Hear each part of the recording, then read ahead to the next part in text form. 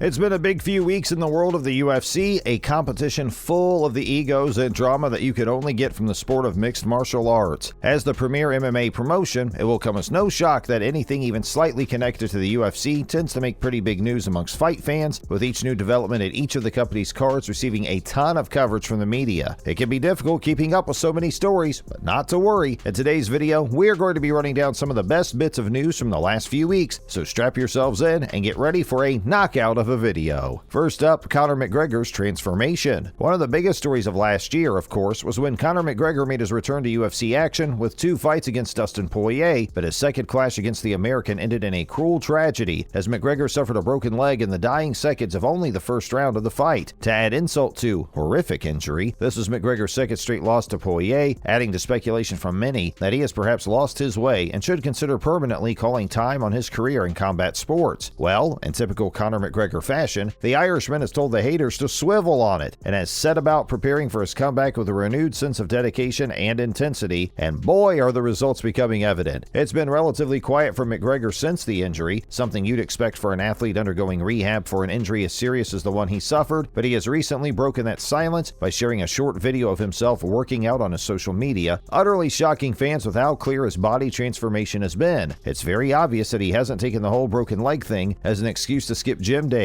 In the video, McGregor shows off a great deal of physical fitness as he partakes in multiple different workouts, with a set of abdominal crunches in particular highlighting how much bigger he seems to be in the upper body, where he has gained an incredible amount of muscle. Fans of McGregor, and I'd wager even people who aren't too fond of him, are of course abuzz with talk of who his first opponent will be when he does make his UFC return, and despite the fact that the 33-year-old has tasted defeat in his 2 previous fights, there's a good chance that he can go straight for a title fight against current lightweight champion Charles Oliveira. Apparently, the current champ, who last defeated Poirier, funnily enough, is interested in the fight due to the potential financial rewards it would obviously bring. Speaking of which, Justin Gaethje on hold? A potential consequence of McGregor's upcoming return, should it be true that he will be making that comeback against Charles Oliveira for the UFC Lightweight Championship, is that someone who actually deserves it could see their attempts at taking the belt put on hold while they wait around for McGregor and Oliveira to possibly fight. This is one of the unfortunate issues that can come from the existence of a bona fide megastar like McGregor, as though his results in the octagon don't really qualify him to be challenging for a title. He is still easily one of the biggest draws in the entire UFC, and so both the company's management and the fighters themselves tend to favor whichever fight will net them the biggest payday. Despite the fact that he recently was declared the #1 contender for the lightweight championship, many reckon that Justin Gaethje is going to fall victim to this money-focused methodology, as despite his impressive performances, there's a risk that his chance at challenging for the belt could end up being put on the back burner while the UFC organized McGregor versus Oliveira. Former fighter Chael Sonnen discussed the news recently on his YouTube channel and noted how the champion himself seems to prefer the prospect of fighting McGregor, with Oliveira recently commenting that, while it was no disrespect, but he wanted him to step aside so he could get his red panty night, a callback to a phrase popularized by none other than Conor McGregor. There's little doubt that Gaethje will probably be quite angry at having the prospect of a title shot he's been fighting hard for brushed aside just because McGregor's a bigger name, but Sonnen actually spoke in support of the champion, noting that Oliveira gets to do what's best for him. Though some will argue that McGregor's name value and lack of recent form makes him a dream opponent for Oliveira, Sonnen's also argued that the matchup is very problematic for the champ and that he is the best opponent McGregor could fight if he wants to win the belt. Whether or not we'll get that fight ultimately is to be seen. Moving on, Chikadze left red-faced following loss. It's always a bit embarrassing when you're bragging about how good you are at a particular thing, let's say a game, and then when everyone's finally watching you to see just how good you are, you have an absolute horror show and lose in utterly humiliating fashion. Okay, now imagine that moment's happening to you, but it's also a UFC fight instead of a game, and instead of it being a few of your friends laughing, it's literally the entire MMA community. In related news, Georgian fighter Giga Chikadze has had a very rough few days. The featherweight fighter first earned some strange looks from various members of the community when he blasted reigning featherweight champion Alexander Volkanovski for naming Chan Sung Jung his next title challenger ahead of UFC Vegas 46. Giga accused Volkanovski for taking the easy way out, something that would be incredibly disrespectful to say about another fighter, let alone one who is currently 4 places higher than Giga in the featherweight division rankings. Taking this disrespect further, Giga also criticized the UFC for booking the fight before his fight against Calvin Kattar, making the implication that he was going to handily brush Kattar aside and then be ready for a championship bout soon after. Well,